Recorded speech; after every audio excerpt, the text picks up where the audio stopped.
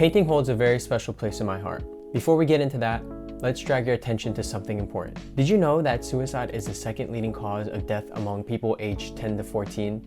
States the National Alliance of Mental Illness. Let's run some other facts they provide. 50% of all lifetime mental illness begins at age 14 and 75% by age 24. 1 in 20 US adults experience serious mental illness each year. 1 in 6 US youth aged 6 to 17 experience a mental health disorder each year. Did you also know that an individual with a mental illness can ripple to family, to the community, to the world? It's so difficult to reflect on my past knowing these facts now. I remember watching a commercial when I was about 4 or 5 years old about the risk of having cancer at 21 and how that would somehow lead to my death. It hovered over me until I turned 21 just to find out that there was more life to live. Or when I was lied to when I was about 7 about how my mom couldn't find a job in Vegas, which resulted for us to move out of a wonderful home back to New Jersey, when in reality it turned out the reason we moved was because of greed in the family business. Hey, my name is Steven Ia and I'm an aspiring artist and future advocate for the importance of creative classes in schools. I'm currently a video editor in Philadelphia. I'm on my 6-month plan to repairing myself mentally. I wanted to start with these hard facts because they're just as important as how gravity works. What goes up must come down, and in this case, where our mental highs could be reaching the ends of the universe, it can very much drop as deep as the Earth's core. The ground is not the limit. I believe that social media doesn't also play a great influence on my life and affected my mental health. I was addicted to social media. I would jump from YouTube Shorts, Instagram Reels, Reddit, and TikTok, just effortlessly receiving that dopamine hit that would actually have a negative compound effect on my mental health.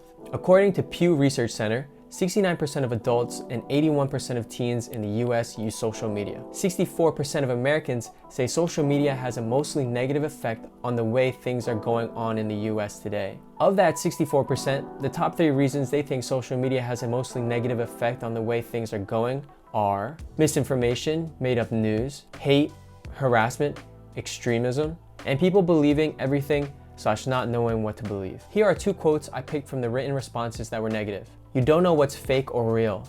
It creates more divide between people with different viewpoints. Here are 2 quotes of that 46% that say social media has positives. Helps people stay connected and share experiences. I also get advice and recommendations via social media. Visibility. It has democratized access and provided platforms for voices who have been and continue to be oppressed. As a creative and an inspiring artist, social media is important for me to understand culture and where we're shifting. But what trumps that most for me is I have a deep empathy for those that are going through a difficult time. I believe that social media was always a bad influence on my life. I was just pushed to follow it because I wanted to fit in like everyone else. By the way, I'm not licensed to give advice. I'm just a person on YouTube fighting the algorithm to touch your mind. Failure is not an option for me when it comes to becoming an advocate for my own mental health and possible others. I know I might bombard your social media feeds about my own philosophy of how to live life, but I think it's important to suggest that we should all raise our prices of our attention. More on that later in this video. Anyways, I would finally lift my head from hours of scrolling on social media. I found myself feeling unsuccessful, lazy, and disappointed in myself. I had to change that. I slowly deleted 1 app at a time. I would delete Instagram, then find myself jumping onto other apps for media. That process would follow for the next few apps until it came down to YouTube and inevitably deleting it. For the next 2 weeks, it felt like my life amounted to nothing. I felt so lost and disconnected. It didn't help that I had an underlying mental illness, had separated myself from my friend groups, and would stop being friends with one of my best friends. My interpersonal relationships between family, my significant other, and whatever friends I had left were being destroyed because of who I was, and the bad habits that I kept on feeding. The thoughts I couldn't seem to stop thinking about or weigh less on my shoulders burdened me. I was dealing with copious amounts of mental anguish. I decided to put myself on a journey I could only take. Now I'm here, still working through it, still standing. I have pushed myself to receive mental support and have a few crutches to help aid in my 6-month process. During this 6-month process, I've been changing myself and my toxic habits. I have also understood the value of my own attention. This journey has actually helped me pursue my dream of becoming an artist. Art is also my therapy. It has improved the quality of my life. Painting feels like I'm releasing feelings into the physical world and utilizing my thoughts to shape how my artists perceive their scene. What helps is consuming art at a local museum. Shout out to my girlfriend for the membership. but most specifically, painting a self-portrait. I stopped running to social media, which controlled a lot of how I looked at myself, to define who I was, and shifted my brain to paint myself and find who I truly am. Even if my paintings don't look like me, or I'm trying to be as creative as possible and make them look good, I love painting. Art also came with no possible way to fail, unless you build expectations for yourself. Because art is so expressive but relative to everyone, the only person that could truly judge my art is myself. I found what it was that was so enjoyable to be alone with. I would make it a habit of going to the museum at least once a week. I would explore the museum and follow guided tours to learn so much more about history, the art, the artist, and their intention. Everything was made so beautifully, but I'd always go back to specific paintings that caught my attention. What were the reasons I was always so captivated by these paintings? Was it the artist, what they had to say, or what they painted that spoke to me?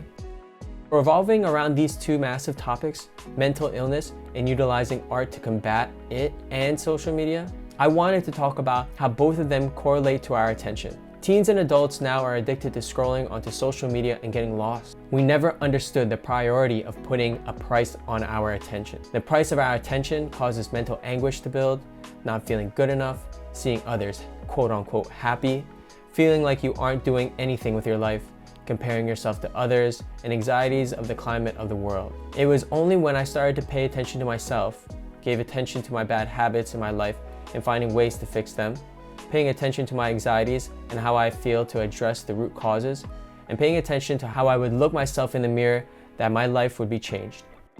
When I looked at myself in the mirror, I see a different person, and I have different objectives other than thinking about how my life is going. What used to be this person that I hated so deeply in my head becomes this lovely person that I'm so interested in painting. My objective becomes, how do I paint this person that is being reflected back at me in the best way possible? How do I accentuate my features in the most pleasing way? What are they even struggling with that I don't even know about?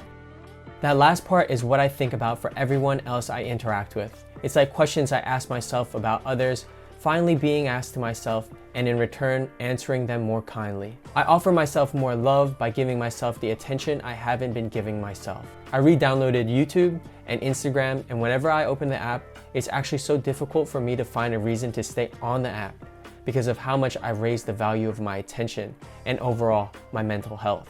I get up and I'm either thinking of what I need to say in these videos or start a painting that I want to do. I want to give power back to the value of my attention and yours. When I subscribe, I mean that I'll be a follower actually anticipating the next video. When I give a follow now, I actually mean that I want to see what you got next. Maybe you're willing to see what I can talk about in the next video or want to see what I paint next. So subscribe for more creative health videos. All the links to the studies I talked about are linked in the description if you want to check those out. And as a daily reminder, every decision is a creative decision.